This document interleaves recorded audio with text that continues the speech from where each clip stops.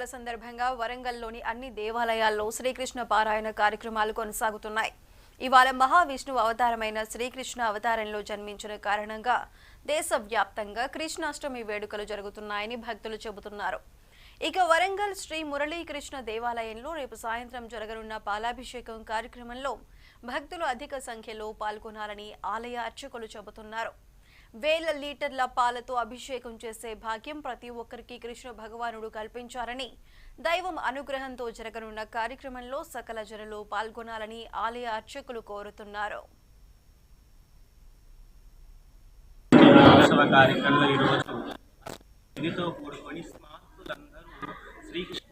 మహోత్సవం చేసుకుంటారు.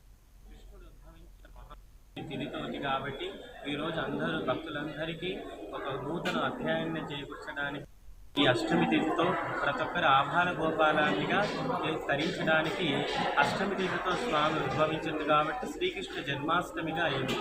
రేపటి రోజు గోకులాష్టమిగా ఉద్భవిస్తుంది.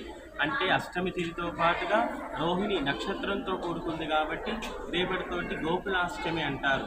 స్మార్తులకి వైష్ణవ సాంప్రదాయానికి రెండింటికి అధీనంగా ఉండే ఏకైక పండుగ ఈ కృష్ణాష్టమి. కాబట్టి భక్తులందరూ ఈ కృష్ణాష్టమి వేడుకలలో పాల్గొని ఆ స్వామివారి కృపకు పాత్రలు కాగలని దామోదరాచార్య.